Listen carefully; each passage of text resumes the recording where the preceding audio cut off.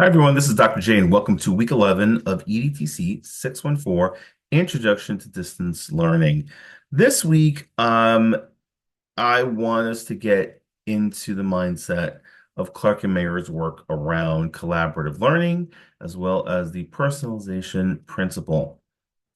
These are items that, at least when I've spoken to students in the past, their first reaction is, well, some of the stuff doesn't really apply to me.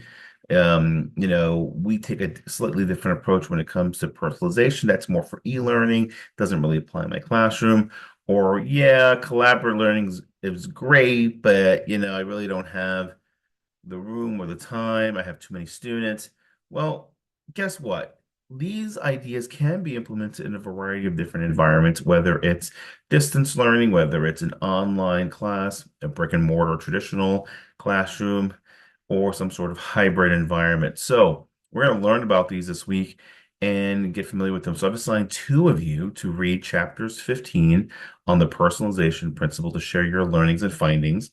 I've assigned the other two in the classroom the chapter on collaborative learning, which is chapter 16, and then we'll get into some discussions around those topics.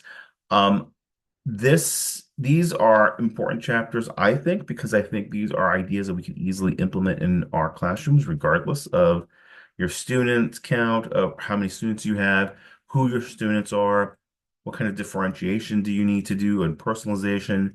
But I also start thinking about, especially when we think about social emotional learning and other, I would say, important elements that we can think about when it comes to our students.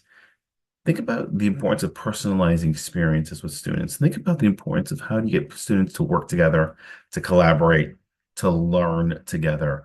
And I think these principles will hopefully guide, or in some cases, for some of you, reaffirm what you already know when it comes to these concepts and ideas. So, looking forward to hearing and seeing, well, seeing more importantly, your responses to the discussion board question. One big question, because I also am going to provide you some materials around starting so for you to start thinking about project 3. That's coming very soon. And we also have the Thanksgiving holiday coming up very soon. So hopefully you'll have a chance to, by focusing just on one big discussion on board question, you'll also get the chance to review some of the materials that I'm going to share around Project 3. I started doing some of that with the pick wrap model, which hopefully it seems to be read, at least for the two at this time when I viewed the postings as of Saturday evening, 8 p.m. Eastern. I saw at least two discussion board posts regarding the pick wrap model, and hopefully that is resonating with you, and that'll continue to resonate with you as we start getting into and moving towards Project 3. But I'm also going to provide some of the materials this week to start continuing these ideas to get your mind flowing on what you want to do for Project 3. More details to follow. I'm going to do a sign up this week to see if we can get a chance to do a live in-person Zoom if possible. Schedules are tough. I know you don't have to tell me because my schedule's pretty rough as well.